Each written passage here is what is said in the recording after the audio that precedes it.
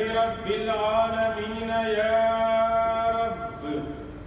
وأشهد أن لا إله إلا الله نحمده أن من علينا بتيسير الصيام والقيام، وأثاب من فعلهما إيمانا واحتسابا بمغفرة الذنوب. وأشهد أن سيدنا محمدا عبده ورسوله القائل يا أيها الناس توبوا إلى الله، فوالله إني لأتوب إليه في اليوم أكثر من 70 مرة. اللهم صل وسلم على هذا النبي الكريم سيدنا محمد وآله وصحبه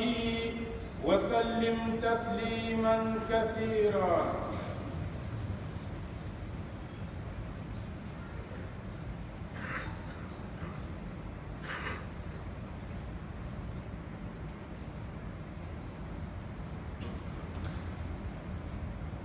أما بعد، فيا عباد الله، قال رسول الله صلى الله عليه وسلم كل ابن آدم خطاء وخير الخطائين التوابون. رواه الترمذي.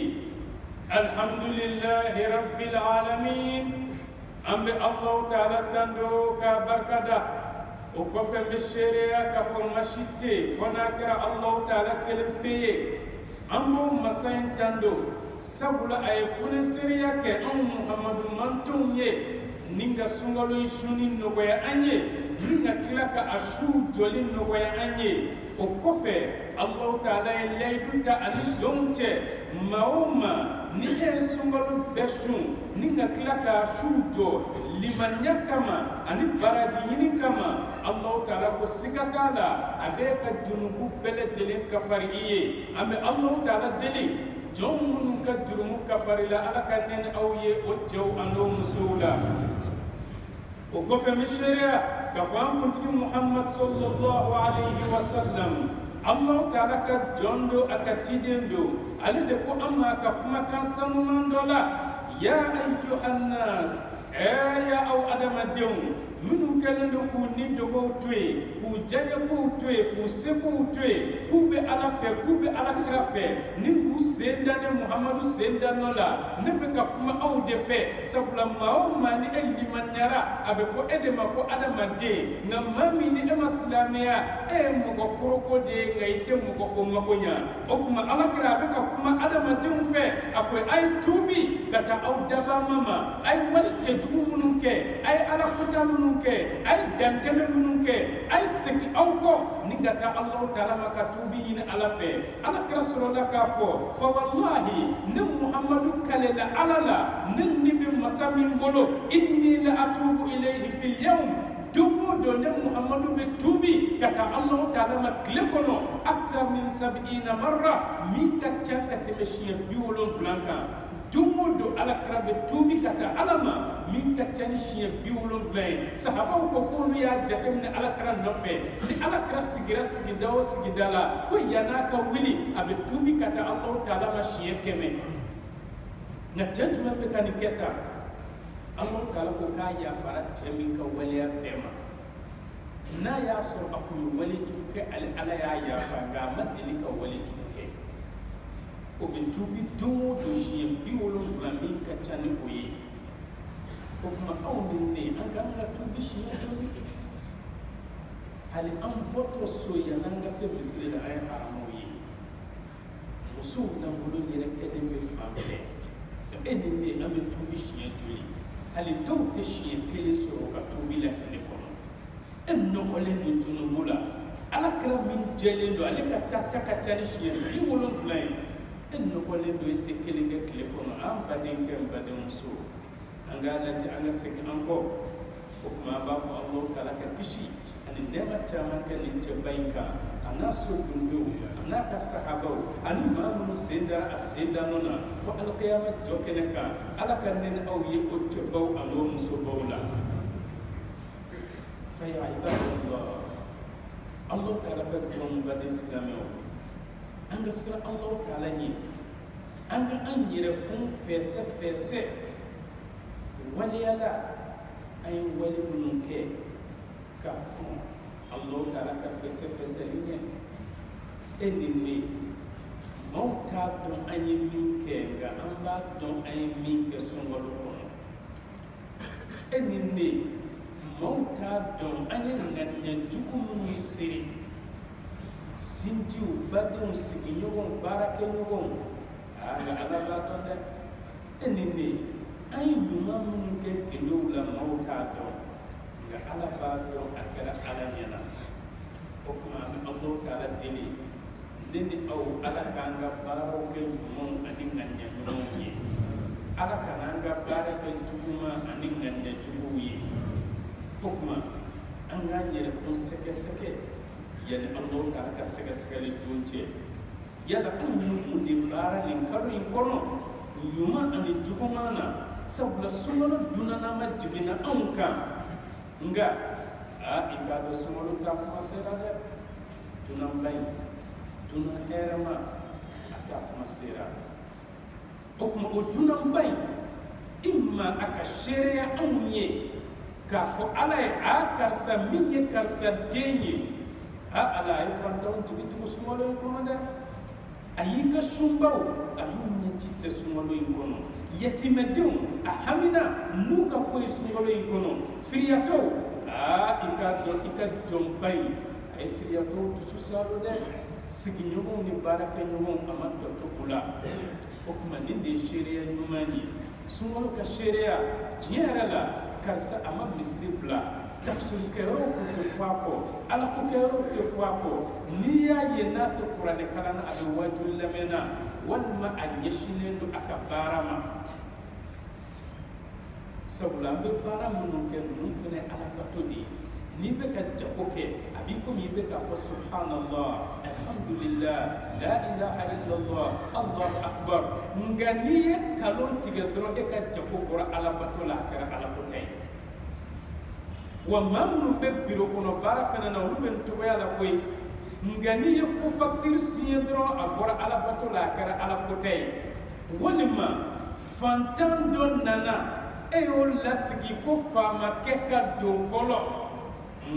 ika biro kono boro babara agora ala batola kara ala kotay okman badin kem badin muso anga do sumolo imma aka sheria anga numana wala aka sheria anga tumona ame Allah taala dile ala kana tuma nyeni ni aw bolo sumolo be sheria amma mina okma anga telia sumolo toni mintora anga na to ala de hal ni sumalo doctora kelen de ye ikana to ala kelen kono ala bisaka yafa ima ningi ka aljanna ko garanti yani sumalo kelen to ka ba akana kan kono ko sumalo bana mado be kunandia soro yani seli donche ika do mado fene be kunangoya soro yani seli donche anga to atonina okuma anga tedia atomin tora anga bara numanke ay wala tedu mun ka anga tubi ka bokula anga astaghfirullah fo ka teya sabula Allah kala ko amma Qur'an kono wala wa man lam yatub akum maw man emma son ka seki iko ika wala tedula ika mantonyola ika ala kota waleola ika nganya tedula koni mami mason ka seki ako kali Allah kala ka farideli فأولئك هم الظالمون أبو لينا تنوي ده لينا تنوي أم بدين كم بدين مسو أو لني أم بي على كذا كوي هلنا يا سر أما على كذا دوا كما أنت سكتام أنا جمانة كاريكون أبدا كانت حرامي أنت سكتام جمانة كاريكون أبدا كانت حرامكم ما أمكلولا أنت سكتام أبدا كانت حرام سمو سما أنا دكنا نم تينندو باركة تينندو سوفيا أبكا وسكتم أوكام أمنا كشيرو بمني الله تعالى مدينة أمنا دكنا إبن بوتي فالن سجلي نيا كودوني على كلكو كمان كرودو أني بلوتي بقولو كارسون لينو kono non wotokola service kono non wotokola muso ni fili la hala do beta madola fo directeur yɛrɛ b'a kungira a tɛ se k'a lajɛ sugu kɔnɔna ka jugu ka tɛmɛ nin bɛɛ lajɛlen o kuma anw kan ka tuubi waati bɛɛ ka segin Alahu Taala ma o de la Alakira ko sallallahu alaihi wa sallam kullu ibni adama khata'un a ko adamaden bɛɛ bɛ fili maa si tɛ se k'i yɛrɛ tanga k'i tɛ fili a ko nka wa khayrul khata'ina tawwabun maa minnu ni olu de ye hɛrɛmaw ye filibaw la ko o de ye maa minnu sɔnna ka tuubi ka segin o kɔ k'u ka fili dɔn ka yafa deli Ala fɛ k'olu de ye maa hɛrɛmaw ye an bɛ Alahu Taala deli ne ni aw Ala k'a to an k'an ka filiw dɔn ka tuubi ka segin an kɔ ibadallah Ala ka jɔnbaden silamɛw an k'a dɔn k'a fɔ Alahu Taala ye bato belebele dɔ di an ma nin kalo in laban na tugun bato in ka bon o bato ninnu n'an y'olu kɛ an seko damatira la a b'an ka limaniyaw jidi wa an ka bato minnu n'an y'olu kɛ ka tɛmɛ sunkalo kɔnɔ a b'olu dafa Ala ka nɛɛma tɔ minnu bɛ yen n'olu ma jigin an kan fɔlɔ n'an ye bato ninnu kɛ ko nɛɛma tɔw bɛ jigin ni ka nɛɛma dafa an kan o kuma Alahu Taala ye batoba jumɛn di an ma sunkalo in laban na o dɔ ye zakatul fitiri ye n'an b'a fɔ a ma suntigɛ jaka Ala ye bato jumɛn di an ma sunkalo laban na tugun o dɔ ye takbiru ye ni Alahu Taala y'a latigɛ k'a fɔ seli kɛra don o don ye n'i y'i labɛn ka bɔ i ka so k'i bɛna seli kɛnɛ na i kana seli kɛnɛ nali kɛ baro kɛnɛ ye dɛ o kuma e bɛ kari kɔnɔ karisa i ka bazɛn ka ɲi dɛ karisa i ka samara in ɲana dɛ aw b'o o baro de la sunkalo in a gɛlɛyara dɛ fo ka n'i se misiri la ayi Ala kɛra ma an ladamu nin na o kuma n'i y'i labɛn k'i ka koli kɛ ka ban kabini i b'i sen ta k'i bɛna misiri la o kuma k'a ɲininen don i ka takbiru de kɛ i ka to k'a fɔ Allahu akbar Allahu akbar la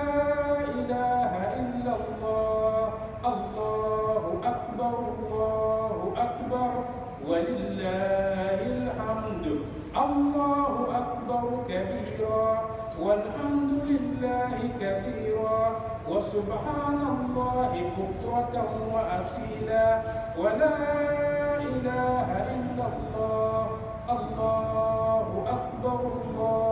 akbar walillahil hamd ikado nin de selkenen na baka baroi nin de ya ka zikri nin de ya ka ala wele fo ka ni se misira ko kuma nin de yinene do an fɛ n'an sera misiri la an bɛ n'a sɔrɔ nin kumakan kelen bɛ ka fɔ misiri la n'an donna an b'an ta bila ka misiri mɔgɔw ta la bato ni salamu bilala n'an bɛ ka taa so ni de fɛnɛ an ka kumakan ye fo ka taa se an ka denbayaw la tuma min Ala kira ye sahabaw ladamu ni de la o kuma anw silamɛw cogo de kan ka kɛ nin ye seli don o kɔfɛ Alahu Taala ye mun di an ma tugun o ye seli kɛnɛ ye o kuma n'an ma dɛsɛ an k'an jija an kana seli kɛnɛ la o de la n'an ye zakatul fitiri ta k'a lajɛ Bukhari b'a lakali an ye ka bɔ Abdullahi ibn Umar ka sira fɛ n'o ye Umar ibn Khattab denkɛ ye Abdullahi ibn Umar ko Alakira sallallahu alaihi wa sallam k'a ye zakatul fitiri faridaya a manto silamɛ bɛɛ kan sɔkunya kelen walima sɔkunya kelen tamaro la sabula tamaro ye larabuw ka balo ye nka anw fɛ yan tamaro tɛ se ka k'anw ka balo ye dɛ o kuma anw bɛ sɔkunya kelen de bɔ imma an k'a bɔ kaba la walima an k'a bɔ ɲɔ la walima an k'a bɔ keninge la walima an k'a bɔ fini la walima an k'a bɔ sɔ la walima an k'a bɔ malo la nka ni maa min y'i ta kɛ malo ye i k'a dɔn o de ka fisa fantanw ma koyi o kuma n'an bɛ a bɔ an k'an jija ka minɛn ɲini nka n'an ma se k'a minɛn sɔrɔ ni maa min ko k'a b'a ta pese kilo la i jija cogo bɛɛ maa kelen o maa kelen a kana tɛmɛ kilo 2 ni kilancɛ dugu ma a kana jigin o dugu ma n'o kɛra i k'a dɔn e dɛngɛniyara sabula an ka sumalu tuma dɔw la kɔw tɛ dafa tuma dɔw la folofolo ani buguruw bɛ an ka sumanw na o kuma n'i ta taara Alahu Taala fɛ o de ka fisa ka tɛmɛ Ala ta ka ye i fɛ koyi o kuma ni maa minnu ma se k'a minɛn sɔrɔ o kuma aw k'aw jija maa kelen o maa kelen o kana tɛmɛ o kana jigin kilo 2 ani kilancɛ dugu ma o kuma Alakira y'a yira an na ko zakatul fitiri k'a bɛ fɔ jɔnw ye nka jɔnw tɛ an ka tile la bi jɔnw b'o pilasi la baarakɛdenw minnu bɛ an bolo sow kɔnɔ n'u bɛ seli o kuma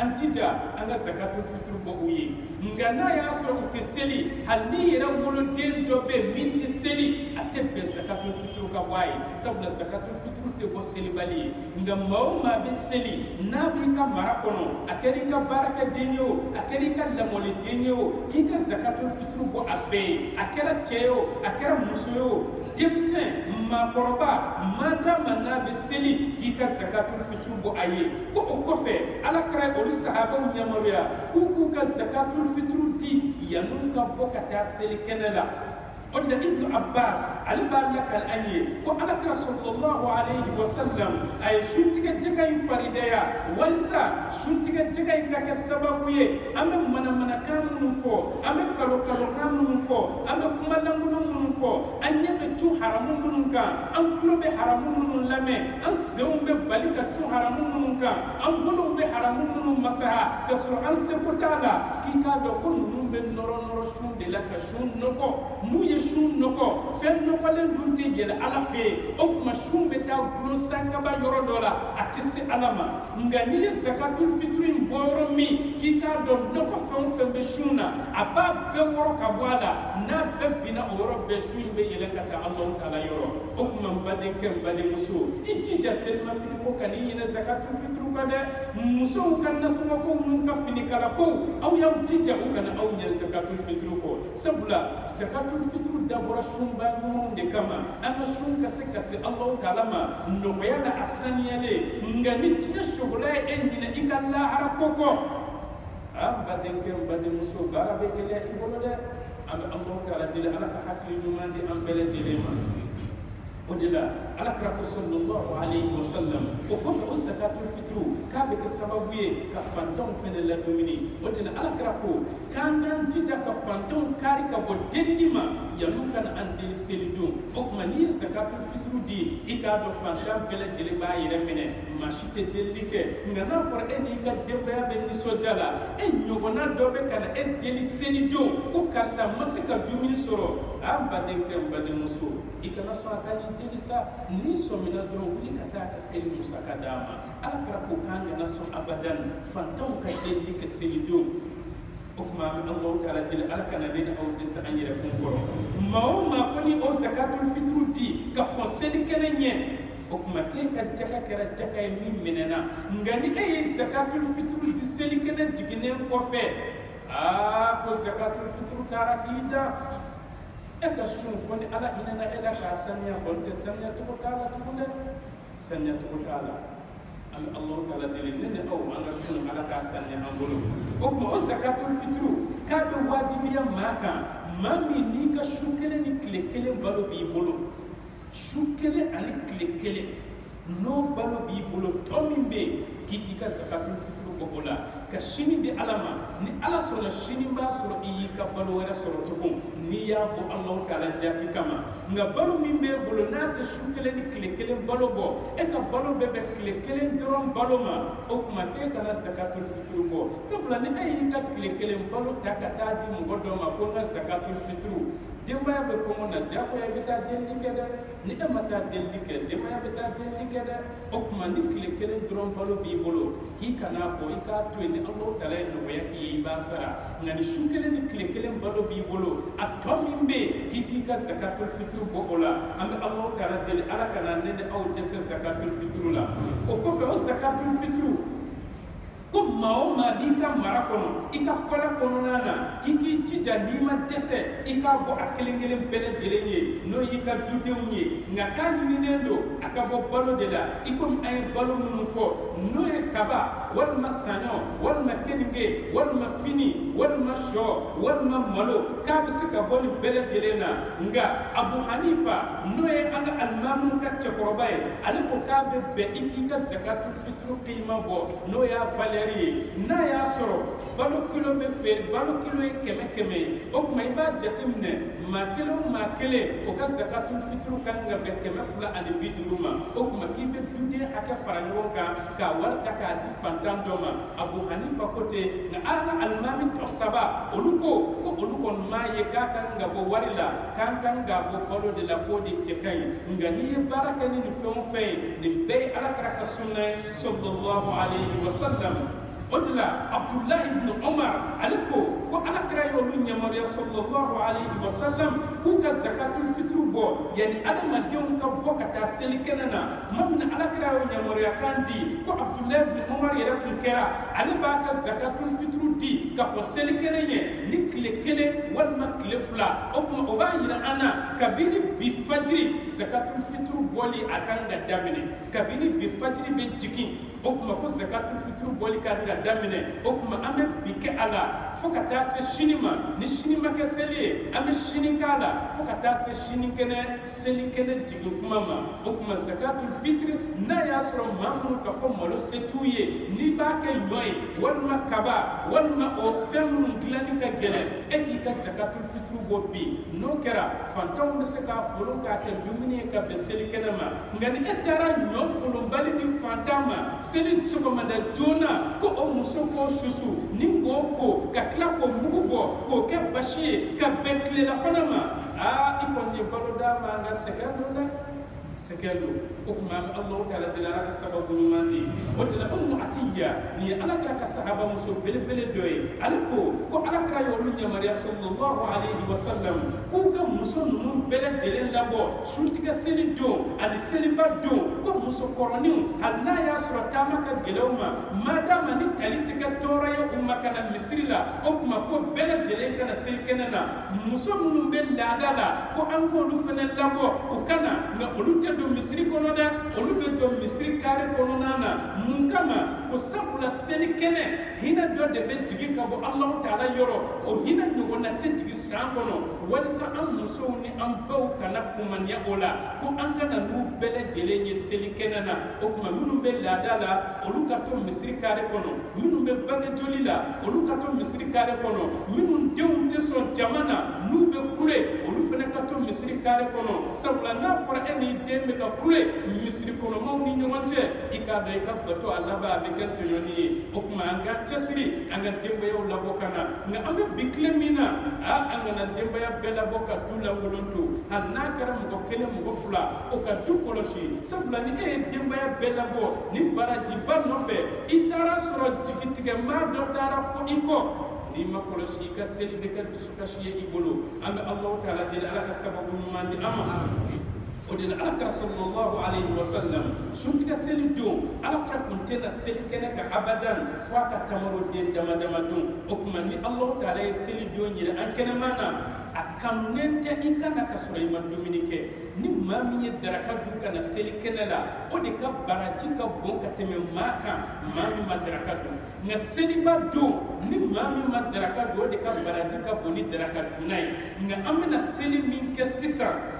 mashika na boka Sulaiman daraka dun folo nga alakara ala kunga tamaro de ka aka daraka ya naka na seli kenena imma alakara kunga tamaro den kelen dun walma tamaro den saba walma tamaro den duru okuma akuma witru de dun okuma ni tamaro dun nin togola ni I sekina kataso iye dumini sketto to sogoma dumununa akachala te torose ikonoma odela Allah taala ba fa anyana Qur'an kono kataba rabbukum ala nafsihi rahma ko Allah taala min ya awdaba mai aya wajibiya ayra kunka kale be ina of adama dunna ala be ina adama dena kutu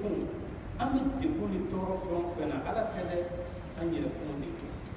an kati ala ya kuntu wa ala be ina ana kuntu nga am yere dama de kantu ko yogo ma kuntu okuma Allah taala ka hina bay onka Allah taala ko innahu man amila minkum su'a nimma min yawala tajud bara aw islamula bijahala kasru atkilamat akalama afilaka wala tajwinke wal akaraba ka blala thumma taba okofe anana nimisa ala ne walayka ya fama koy okuma Allah taala ko ni atigilama kilara ka ɲuman kɛ o nimisa in kɔfɛ fa annahu ghafurur rahim k'a b'a sɔrɔ Alahu taala ye yafa masa ye hinɛ min ni o kun taara k'a to sunkalo kɔnɔ n'o ye sunkalo tile 10 fɔlɔ yafa min bɛ yen ale m'o sɔrɔ a ka alakota sababu kama sunkalo tile 10 filanan hinɛ min bɛ yen a ka alakota sababu kama ale m'o sɔrɔ o tuma sunkalo tile 10 laban in fɛnɛ yafa de bɛ yen ka adamadenw kan hɔrɔnya ka bɔ tasuma ma ale ma se ka baara foyi kɛ fo bi de sunkalo tɔ ye ɛrɛ dama dama ye ale nana nimisa n'a y'a ka koɲɛ yira Ala Taala ka nimisa i komi jɔn ka nimisa ye hakika ye cogo min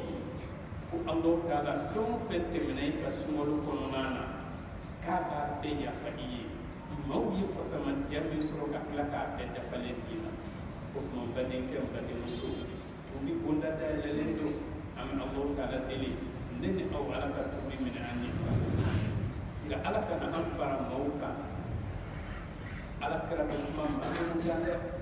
sabula don dɔ Jibirila nana a bɛ ka dugawu kɛ Ala kɛra bɛ k'a fɔ amin Jibirila ko ni sunkalo donna maa min ɲɛna ka sunkalo kɔ ka sɔrɔ Ala ma yafa i ma ko Ala kana hinɛ o tigilama Ala kɛra ko amin est ce que ni dugawu bɛ min mɛlɛkɛw olu ka kuntigi Jibirila de ye sankaba mɛlɛkɛ bɛɛ lajɛlen ka danaya mɔgɔ ye sabula Alahu Taala ko aminu ale de ye danaya mɛlɛkɛ ye sanfɛ Ala kɛra de ye danaya mɔgɔ ye duguma kelen bɛ ka dugawu kɛ kelen bɛ k'a fɔ amin o dugawu tɛ min dɛ o tuma ka Alahu Taala deli ne ni aw Ala kana ɲɛfɔ jamakulu la wasa ani kɔrɔta Ala k'a di an ma a ye sun minnu kɛ Ala k'a minɛ an ye sunkalo ye Ala k'a k'an ma tuguni ka fari Alahu Taala deli Ala ka sunkalo ye ɲɔgɔnna caman jira an na sunkalo ye Ala k'a ɲɔgɔnna caman jira an na Ala kana nin kɛ sunkalo laban ye Alahu Taala deli Ala ka ne ni aw kan hɔrɔnya ka bɔ tasuma kɔrɔ ma denbayaw ta fanga Ala k'a nɔgɔya an ye Ala ka n'an si dɛsɛ an yɛrɛ kɔrɔ jamana Ala k'a fitinɛ duba hɛrɛ la Ala ka anw yɛrɛ n'u fitinɛ duba hɛrɛ la Alahu Taala deli Ala ka laban ko ɲuman d'an bɛɛ ma n'an bɛ sɔrɔ yɛlɛma don o don an b'a ɲini Alahu Taala fɛ Ala k'o k'an ye Ala kɛra hɔrɔma kama salatu barika kama an ka kumakan laban ka kɛ